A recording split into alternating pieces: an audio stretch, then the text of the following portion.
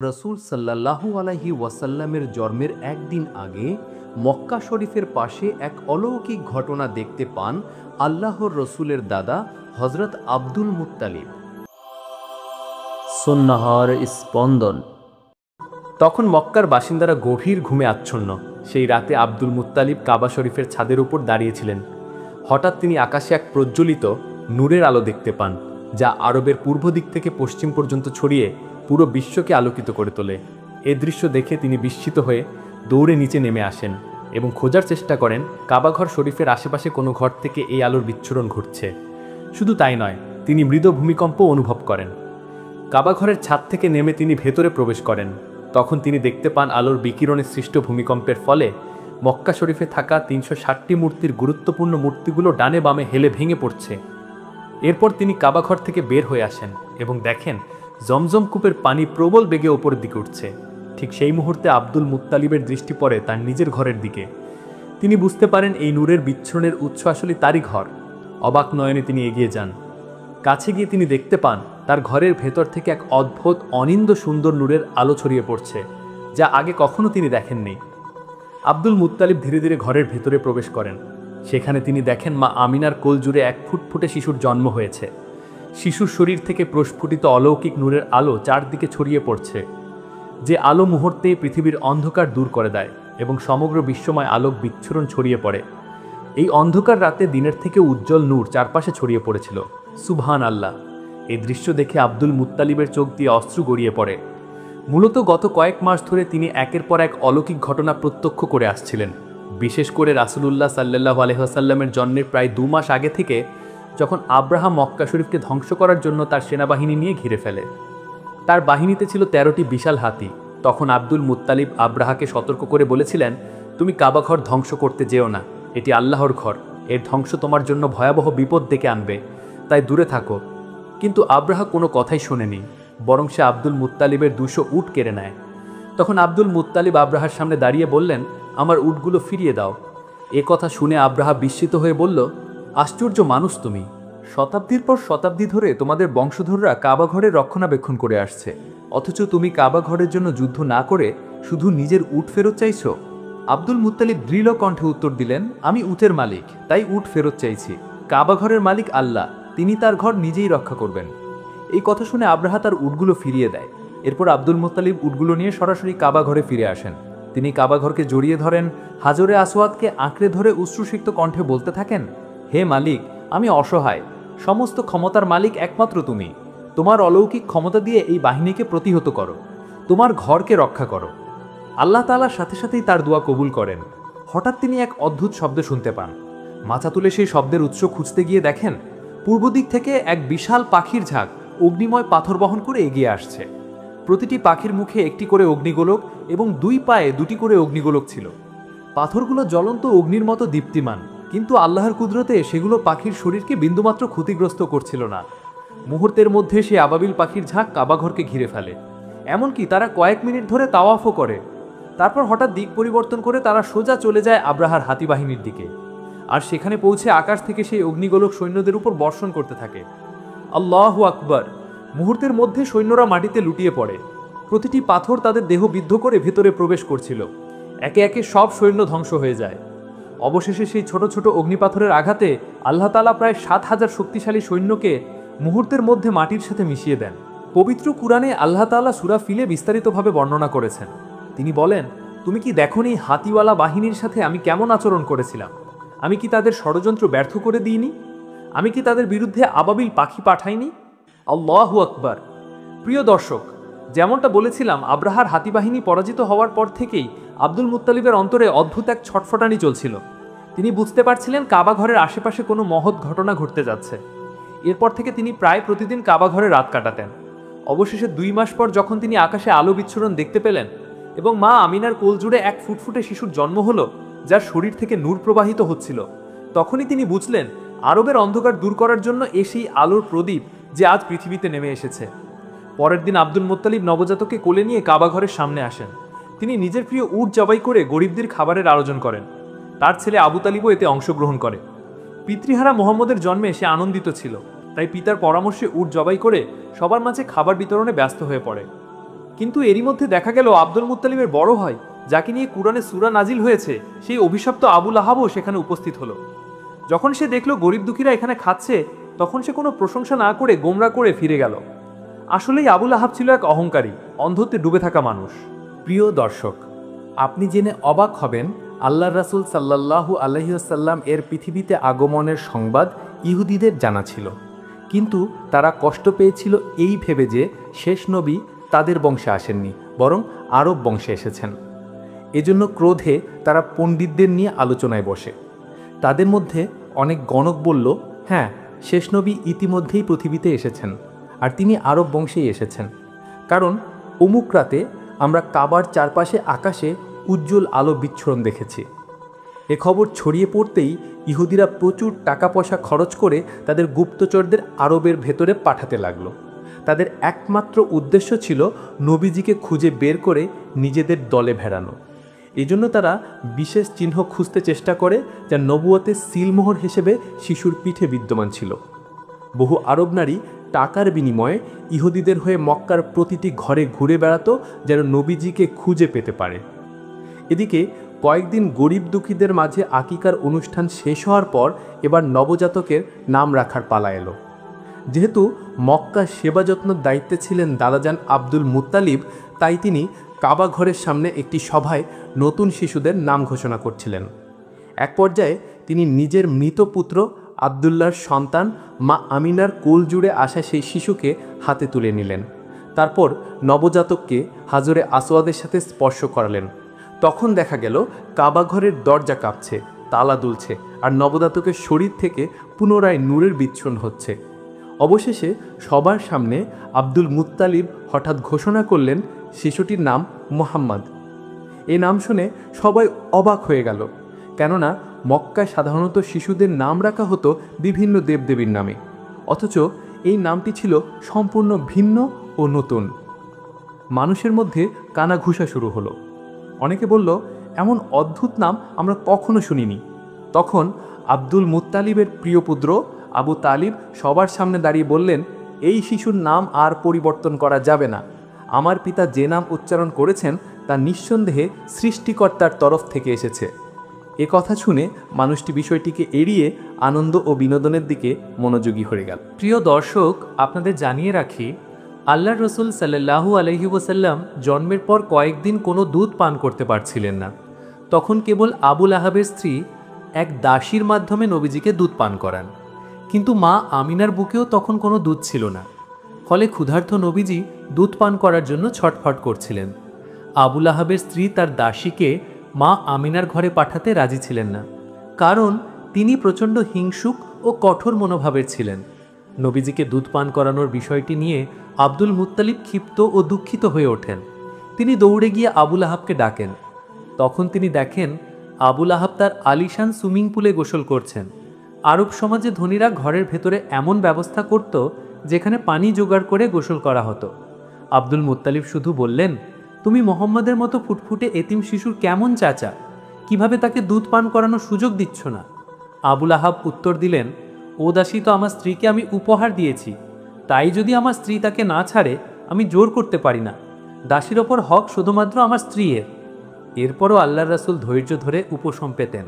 আল্লাহর হুকুমে তিনি সুস্থ ও নিরাপদ ছিলেন, যদিও দুধ পান করেননি। সেই সময় আরবের প্রথা অনুযায়ী নবজাতককে দুধ পান করানোর জন্য মরুভূমি থেকে মুক্ত গাছপালার কাছাকাছি পরিষ্কার আবহাওয়ায় পাঠানো হতো। সেখানে তাদের মানসিক ও শারীরিক বিকাশ হতো।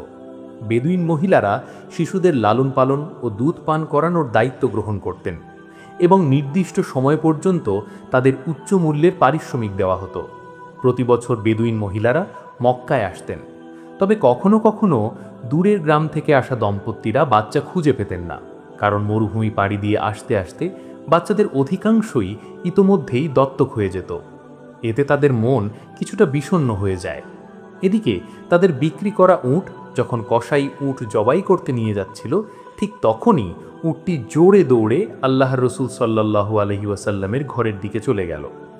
এটি দেখে সেই মহিলা ও উটের নতুন মালিকরা উট ফিরিয়ে দেওয়ার জন্য দৌড়ে বাড়িতে প্রবেশ করলেন। তখন আল্লাহর রসুলের মা আমিনা দেখলেন ওই মহিলা ক্লান্ত ও ক্ষুধার্ত, তাই তিনি ঘরে নিয়ে কিছু খাবার দেয়। সেই মহিলা তার নিজ সন্তানকে দোলনায় রাখে, কিন্তু তখনই তিনি দেখতে পেলেন শিশু মোহাম্মদ সাল্লাল্লাহু আলাইহি ওয়াসাল্লাম এবং তার শরীর থেকে নূরের আলো ছড়িয়ে পড়ছে। এটি এক আশ্চর্য অলৌকিক দৃশ্য, যা শৈশবকালেই স্পষ্টভাবে লক্ষ্য করা যেত। মহিলা অজান্তেই নিজের সন্তানকে রেখে নবীজিকে কোলে নিলেন। ক্ষুধার্ত নবীজি নিজে নিজেই দুধের জন্য ছটফট করতে থাকলেন। সেই দৃশ্য দেখে মহিলাটি স্বতঃস্ফূর্তভাবে নবীজিকে দুধ পান করালেন। এই মহিলা ছিলেন নবীজির দুধ মা হালিমা। যদিও তার অর্থের সামর্থ্য সীমিত ছিল, মা আমিনা তখন 2টি উট এবং একটি গাধা হালিমাকে দিয়ে দিয়েছিলেন। মা হালিমা অত্যন্ত খুশি মনে নবীজিকে লালন পালনের দায়িত্ব গ্রহণ করলেন। তার এলাকায় পৌঁছলে দেখা গেল দীর্ঘ 10 বছর পর সেই অঞ্চলে প্রবল বর্ষণের শুরু হয়েছে। আল্লাহর রহমতে হালিমার গোত্রের গরুগুলো 3 গুণ বেশি দুধ দিচ্ছে। নবীজি সাল্লাল্লাহু আলাইহি ওয়াসাল্লাম মা হালিমার দুধের যথেষ্ট অংশ কখনো নিজে পান করতেন না, বরং রেখে দিতেন হালিমার নিজ শিশুর জন্য। আল্লাহু আকবার। 2 বছর কেটে গেলে চুক্তি শেষ হওয়ায় মা হালিমা নবীজিকে ফেরত মা আমিনার কাছে নিয়ে আসেন। তখন মক্কার আশেপাশে আলোক বিচ্ছুরণ দেখা যাচ্ছিল। আব্দুল মুত্তালিব, আবু তালিব ও মা আমিনা সবাই কাবাঘরের আশেপাশে নবীজিকে দেখতে ভিড় জমালেন। মা আমিনা আনন্দে কেঁদে ফেললেন। কিন্তু মক্কার আশেপাশে তখন মহামারী ও রোগ ব্যাধি ছড়িয়ে পড়ছিল। তাছাড়া আব্দুল মুত্তালিব জানতেন ইহুদিরা নবীজিকে খুঁজে নিয়ে নিজেদের দিকে আনতে বা চুরি করতে ষড়যন্ত্র করছে। তাই নবীজিকে নিরাপদ রাখার জন্য তিনি আবারও হালিমার কাছে নবীজিকে পাঠানোর সিদ্ধান্ত নিলেন। এভাবে কেটে যায় আরও 2 বছর। হঠাৎ একদিন নবীজির দুধ মা হালিমা ভীষণ অসুস্থ হয়ে পড়লেন। সেখানকার কবিরাজ এবং তান্ত্রিকরা অনেক চেষ্টা করলেও তাকে সুস্থ করতে পারলেন না। কিন্তু নবীজি এটা দেখে তান্ত্রিকদের সরিয়ে দিয়ে পরম শ্রদ্ধা ভরে দুধ মা হালিমার হাতে হাত রেখে মনে মনে কিছু পড়লেন। সাথে সাথেই হালিমা পুরোপুরি সুস্থ হয়ে গেলেন। এটা দেখে তান্ত্রিকটা বিস্মিত হয়ে গেল এবং দ্রুত সেখান থেকে চলে গেল। তবে তারা বুঝে গিয়েছিল তিনি শেষ নবী, কারণ এ ধরনের ক্ষমতা কোনো তান্ত্রিকের থাকতে পারে না। তারা দ্রুত গিয়ে ইহুদি পণ্ডিতদের নবীর অবস্থান সম্পর্কে জানিয়ে দিল। এরপর নবীজিকে নিয়ে যাওয়ার জন্য শত্রুরা হালিমার উপর বিভিন্নভাবে আক্রমণ শুরু করে। এতে হালিমা ও তার স্বামী আশঙ্কা করতে থাকেন নবীজি সাল্লাল্লাহু আলাইহি সাল্লামের কোনো ক্ষতি হতে পারে। তাই তারা নবীজিকে নিয়ে মক্কার এক পাহাড়ের দিকে রওনা হন। তবে এবার বিদাহের সময় দুধমা হালিমা কান্নায় ভেঙে পড়েন। নবীর দাদা এই খবর শুনে দ্রুত নবীজির কাছে চলে আসেন এবং হালিমাকে সান্ত্বনা দিয়ে বলেন, তুমি যা করেছ এর জন্য আল্লাহর কাছে অনেক রহমত পাবে। তবে এখন তোমাকে মুহাম্মদের মায়া ছাড়তে হবে, কারণ তার শত্রুদের সংখ্যা বাড়ছে। প্রিয় দর্শক, বলে রাখি, সেই সময় ইহুদিরা প্রতিদিন কোনো না কোনো কূটকৌশল করত নবীজি সাল্লাল্লাহু আলাইহি ওয়াসাল্লামকে কবজা করার জন্য। তাই দাদা নাতি পুরো 1 বছর পাহাড়ের গুহায় কাটান। আল্লাহর রাসূলের উপস্থিতিতে সেই গুহার আশেপাশের মরুভূমি যেন প্রাণবন্ত হয়ে উঠেছিল। একদিন মা আমিনা নবীজিকে নিয়ে মদিনায় আসেন। সেখানে তার নানা ও আত্মীয় স্বজনদের সঙ্গে দেখা করেন এবং নবীর পিতা আবদুল্লাহর কবর জিয়ারত করেন। কারণ নবীর জন্মের আগেই ব্যবসার কাজে মদিনায় এসে আবদুল্লাহ অসুস্থ হয়ে ইন্তেকাল করেছিলেন এবং মদিনাতেই দাফন হয়েছিলেন। মা আমিনা এই সফরে নবীজিকে পিতার কথা বলেন এবং সারাদিন তাকে জড়িয়ে ধরে রাখেন, কারণ জন্মের পর থেকে খুব বেশি সময় সন্তানকে পাননি। কিন্তু হঠাৎ মাত্র 2 মাসের মধ্যেই মা আমিনা অসুস্থ হয়ে পড়েন। ফেরার পথে তিনি ইন্তেকাল করেন। ফলে মাত্র 6 বছর বয়সেই নবীজি পিতামাতা দুজনকেই হারিয়ে একেবারে এতিম হয়ে গেলেন। তবে তখন ইহুদিরা নবীজির উপর ষড়যন্ত্র করতে থাকলেও তার চাচারা তাকে রক্ষা করতেন। এরপর আবু তালিব নবীজিকে তার দাদা আব্দুল মোতালিবের কাছে মক্কায় নিয়ে আসেন। আব্দুল মোতালিব সারাদিন নবীজির দিকে খেয়াল রাখতেন এবং হজে আগত মানুষদের সঙ্গে নবীর পরিচয় করিয়ে দিতেন। একদিন যখন দাদা নবীজিকে নিয়ে কাবা তাওয়াফ করছিলেন, হঠাৎ তীব্র ব্যথায় কষ্ট পেতে লাগলেন এবং সেখানে অজ্ঞান হয়ে পড়লেন। সেই সুযোগে নবীর অহংকারী চাচা আবু লাহাব কুরাইশদের নেতা হওয়ার স্বপ্ন দেখতে লাগলো। কিন্তু সবাইকে অবাক করে দিয়ে আব্দুল মুতালিব মৃত্যুর আগে নবীজিকে তার চাচা আবু তালিবের হাতে তুলে দিলেন। এতে বোঝা যাচ্ছিল ভবিষ্যতে আবু তালিবই হবেন তাদের নেতা। কিছুদিন পর আব্দুল মুতালিবও ইন্তেকাল করলেন। ফলে মাত্র 8 বছর বয়সে নবীজি প্রথমে পিতা, তারপর মাতা, পরে দাদাকে হারিয়ে একেবারে একা হয়ে গেলেন। অসহায় অবস্থায় আল্লাহর রসুলকে শক্ত করে আঁকড়ে ধরলেন তার প্রিয় চাচা আবু তালিব। তিনি ভরসা দিয়ে বললেন, ভাতিজা, যতদিন আমি দুনিয়ায় আছি তোমার গায়ে একটি পশমও কেউ ক্ষতিগ্রস্ত করতে পারবে না, ইনশাআল্লাহ। তারপর দেখা যায় প্রিয় চাচাজানের সাথে আল্লাহ রাসূল থাকতেন। আল্লাহ রাসূল ছাগল চড়াতেন এবং বিভিন্ন কাজ করতেন। এমনকি আল্লাহ রাসূল একদিন দেখতে পেলেন যে তার অহংকারী চাচা আবু লাহাব একজন দাসীকে অন্যের কাছে বিক্রি করে দিচ্ছে। কিন্তু যেই দাসীকে বিক্রি করা হচ্ছিল তার স্বামী আবু লাহাবকে অনুরোধ করতে লাগলো সে অসুস্থ, তার স্ত্রীকে বিক্রি না করতে। তখন আবু লাহাব বলল, আমার পাওনা অর্থ ফেরত দিয়ে দাও, তাহলে তোমার স্ত্রীকে বিক্রি করব না। তখন পাশে দাঁড়িয়ে থাকা নবীজি তার চাচা আবু লাহাবকে বললেন, চাচা যান, আপনি তাকে ছেড়ে দিন, না হয় আমি নিজেই আপনার পাওনা অর্থ দিয়ে দেব। ছোট্ট বয়সে নবীজির মুখে এমন কথা শুনে আবু লাহাব কিছুটা লজ্জায় পড়ে গেল। সাফিয়া হলো সেই মহিলা যিনি প্রথম নবীজিকে দুধ পান করিয়েছিলেন। এরপর আরেকদিন আল্লাহ রাসূল এমন এক ভয়াবহ ঘটনা দেখলেন যা তিনি কখনো কল্পনাও করতে পারেননি। তিনি দেখলেন এক নিষ্ঠুর বাবা তার জীবন্ত কন্যা সন্তানকে মাটির নিচে পুঁতে দিচ্ছে। প্রিয় দর্শক, বলে রাখি, সেই সময় ছিল জাহিলিয়াতের অন্ধকার যুগ। তখন মানুষ কন্যা সন্তানকে অভিশাপ মনে করত, তাই তাদের জীবন্ত কবর দিত। প্রিয় কন্যা সন্তানকে মাটির নিচে চাপা দিতে দেখে মায়ের হৃদয় ভেঙে যাচ্ছিল। তিনি স্বামীর পায়ে পড়ে কান্নাকাটি করে তাকে থামানোর চেষ্টা করছিলেন, কিন্তু পাষাণ হৃদয় সেই বাবা তাতে কর্ণপাত করল না। ছোট্ট কন্যার মায়ের কান্না ও আত্মচিৎকারে আকাশ বাতাস স্তম্ভিত হয়ে গেল। আল্লাহ রাসূল দূর থেকে সেই দৃশ্য সহ্য করতে না পেরে এগিয়ে গেলেন এবং কবর থেকে শিশুটিকে তুলে কোলে নিলেন। নবীজির হাতে তার সন্তানকে দেখে সেই পাষাণ হৃদয়ের বাবা হতবাক হয়ে গেল, কারণ সে বুঝতে পারল এই শিশু সাধারণ কেউ নন, এ তো কুরাইশদের নেতা আব্দুল মুত্তালিবের নাতি মুহাম্মদ। বিশেষ করে নবীজির চেহারা থেকে যে নূরের আলো বিচ্ছুরিত হচ্ছিল তা মুহূর্তেই মানুষের অন্তরকে পরিবর্তন করার জন্য যথেষ্ট ছিল। সেই প্রভাব পড়ল ওই লোকটির মনেও। নবীজি যখন বললেন কন্যা সন্তান পিতামাতার জন্য রহমত, তখনই তার অন্তর গলে গেল, চোখ দিয়ে অশ্রু ঝরতে লাগলো। মুহূর্তে সে সিদ্ধান্ত নিল যে আর কখনো তার কন্যা সন্তানকে জীবন্ত কবর দেবে না। এভাবেই সময় কেটে গেল। নবীজির বয়স 12 বছরে পৌঁছালো। এদিকে তার চাচা আবু তালিব ব্যবসায়ী ছিলেন, তাই আরবের নিয়ম অনুযায়ী প্রতি বছর সিরিয়া সফরে যেতেন। নবীজি বায়না ধরলেন যে তিনি চাচার সাথে সিরিয়ার সফরে যাবেন। যাত্রা শুরু করে তারা পৌঁছালেন বুসরা নামক এক স্থানে। সেখানে ছিলেন একজন ইহুদি ধর্মগুরু। তিনি কাফেলার সবাইকে খাবারের দাওয়াত দিলেন, তবে তার লক্ষ্য ছিল ছোট্ট মুহাম্মদকে দেখা। তিনি তাকে দেখে বুঝতে পারলেন এই শিশু কোনো সাধারণ শিশু নয়, বরং তিনিই শেষ এবং সর্বশ্রেষ্ঠ নবী। এটা তাদের ধর্মগ্রন্থে যেমন লেখা ছিল, তেমনি তার অন্তর্দৃষ্টি থেকেও তিনি তা উপলব্ধি করলেন। তিনি আবু তালিবকে বললেন, মুহাম্মদ এখন তোমার আশ্রয় আছে, তাই তোমার আরও বেশি সতর্ক হওয়া উচিত। এবং এটাও বলেন যে মুহাম্মদকে নিয়ে তোমার সিরিয়া যাওয়া উচিত হবে না, কারণ সেখানকার ইহুদিরা তাকে ক্ষতি করতে পারে। তাই আবু তালিব তার সিরিয়া যাওয়ার সিদ্ধান্ত বদলে আবারও মক্কার দিকে ফিরে আসতে শুরু করেন। তবে ইতোমধ্যেই তারা সেই ইহুদিকে আহত অবস্থায় দেখতে পান, যিনি বারবার মুহাম্মদ সাল্লাল্লাহু আলাইহি ওয়াসাল্লাম সম্পর্কে আবু তালিবকে সতর্ক করেছিলেন। নবী যখন তার ঘোড়া থেকে নেমে সেই ব্যক্তির মুখে পানি তুলে দেন এবং তাকে লোহিত সাগরের কাছাকাছি নিয়ে আসেন, তখন সমুদ্রের পাড়ে একটি মূর্তির সাথে শিকল দিয়ে একটি মহিলাকে এবং তার 2টি বাচ্চাকে বেঁধে রাখা দেখা যায়। মূলত এদেরকে কোরবানি দেওয়া হবে। অন্যদিকে সেখানকার জেলে সম্প্রদায়ের প্রধান অন্যান্য লোকদেরকে একত্রিত করে তাদের দেবতার উদ্দেশ্যে এই পুরো পরিবারকে কোরবানি দিতে যাচ্ছিল, যেন দেবতা কবুল করে এবং তাদেরকে বেশি মাছ দেওয়ার আর তৌফিক দেয়। এই প্রার্থনায় তারা লিপ্ত ছিল। চিন্তা করুন কতটা অন্ধকার জগতে মানুষ তখন বসবাস করছিল। প্রিয় নবী সাল্লাল্লাহু আলাইহি ওয়াসাল্লাম সেটা দেখে মহিলা ও বাচ্চাদের কাছে গেলেন এবং তাদের শিকল খুলতে লাগলেন। তখন সেখানকার প্রধান নবীজি সাল্লাল্লাহু আলাইহি ওয়াসাল্লামকে থামতে বলেন এবং তারা সশস্ত্র হয়ে আল্লাহর রসুলের উপর আক্রমণ করতে এগিয়ে আসে। আর তখনই সমুদ্রের দিক থেকে এক তীব্র ঢেউ উপকূলে এসে আছড়ে পড়ে। কিন্তু ঢেউটা এমনভাবে আসে যে তা 3 জনকে আচ্ছাদিত করে ফেলে, অথচ আল্লাহর রসুলের কোনো ক্ষতি হয় না।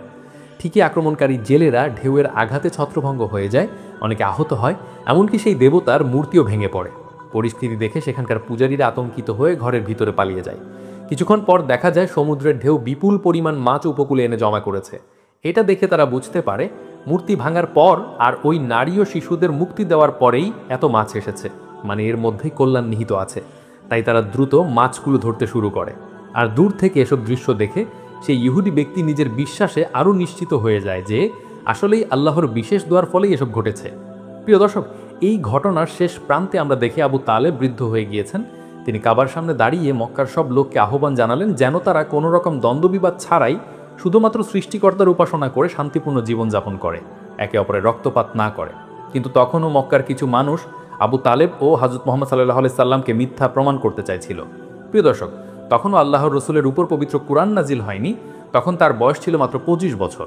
ঠিক সেই সময়েই আল্লাহর রসুল সাল্লাল্লাহু আলাইহি সাল্লামের নুরানি চেহারা ও মাধুর্যময় ব্যক্তিত্বে অভিভূত হয়ে পড়েন মক্কার ধনাঢ্য ব্যবসায়ী নারী খাদিজাতুল কুবরা রাদিয়াল্লাহু আনহা। প্রিয় দর্শকবৃন্দ, আজকের ভিডিওটি এখানেই শেষ করছি। প্রতিদিন নতুন নতুন ইসলামিক ভিডিও পেতে আমাদের চ্যানেলটি সাবস্ক্রাইব করুন এবং পাশে থাকা বেল আইকনটি প্রেস করতে ভুলবেন না। আপনার মতামত জানাতে ভিডিওতে অবশ্যই কমেন্ট করুন। আশা করি সবাই ভালো থাকবেন ও সুস্থ থাকবেন। আসসালামু আলাইকুম।